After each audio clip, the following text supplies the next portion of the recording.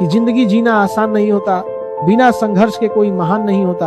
जब तक ना पड़े हथौड़े की चोट तब तक तो पत्थर भी भगवान नहीं होता। किसी ने बड़े कमाल की बात कही है कि वक्त की कीमत तब तक नहीं होती जब तक कि वह तुम्हें तुम्हारी औकात ना दिखा दे, क्योंकि टूटना ही तुम्हें बताता है कि तुम बनने के कितने करीब हो। नमस्कार दोस्तों, क्या आपने कभी किसी बड़े क्रिएटर, किसी बड़े बिजनेसमैन या किसी बड़े खिलाड़ी को देखकर ये सोचा है कि यार ये लोग इतने महान कैसे बन गए? क्या इन्हें सब कुछ थाली में सजा सजाया मिल गया था?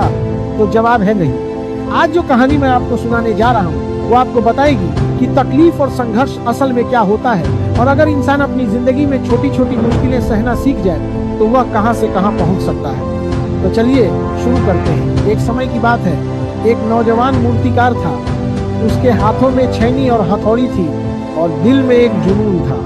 उसका सिर्फ एक ही लक्ष्य था, बेजान पत्थर में से भगवान को बाहर निकालना। एक दिन वह घने जंगल से होकर गुजर रहा था।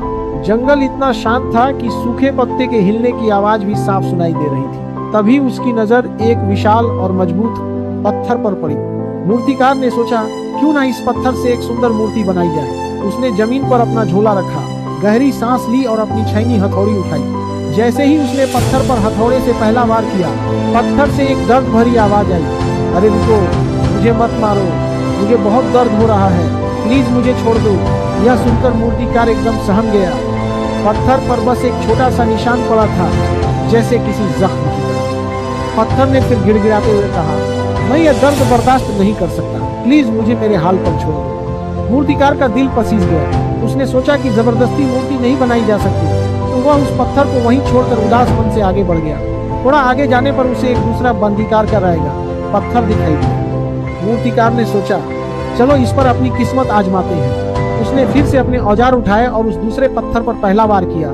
चोट लगते ही पत्थर के कण कण में दर्द की लहर दौड़ गई, लेकिन इस पत्थर ने उफ तक नहीं किया। उसने अपने दर्द को अपने अंदर ही दबा लिया। मूर्तिकार ने दूसरा वार किया, फिर तीसरा वार किया, और ऐसे करते करते दिन ढल गया, रात हो गई। पर मूर्तिकार वार पर वार करता रहा। पत्थर को काटा गया, घिसा गया, तराशा गया। उसे बहुत तकलीफ हो रही थी, लेकिन वह चुपचाप सब सहता रहा, क्योंकि वह पत्थर जानता था कि यह दर्द बस कुछ पल का है, लेकिन इसके बाद जो होगा वो सदियों तक याद रखा जाएगा। और देखते ही देखते उस मूर्तिकार ने उस साधारण से पत्थर से एक अद्भुत अलौकिक मूर्ति बना दी।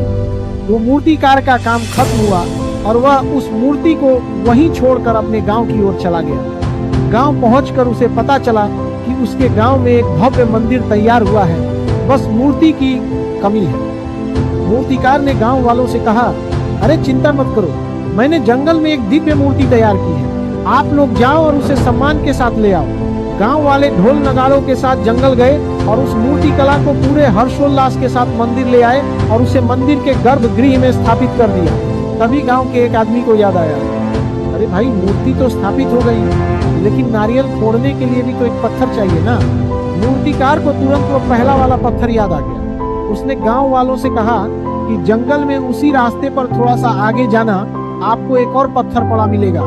गांव वाले गए और उस पत्थर को, जिसने दर्द सहने से इनकार कर दिया था, उसे खींच कर लाए और मंदिर के दरवाजे पर रख दिया। दोस्तों अब नजारा देखिए। मंदिर के अंदर वाली मूर्ति पर लोग दूध चढ़ा रहे थे, फूलों की माला पहना रहे थे और हाथ जोड़कर पूजा कर रहे थे, और बाहर वाले पत्थर पर लोग जोर जोर से नारियल फोड़ रहे थे। एक रात जब पूरा गांव सो रहा था तो बाहर पड़े पत्थर ने अंदर वाली मूर्ति से एक बात कही।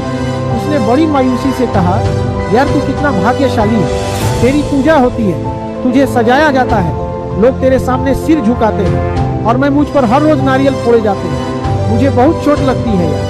तभी अंदर वाली मूर्ति मुस्कुराई और एक शांत मगर गहरी आवाज में जवाब दिया, मेरे दोस्त याद कर, शुरुआत तो हम दोनों की एक ही जगह से हुई थी।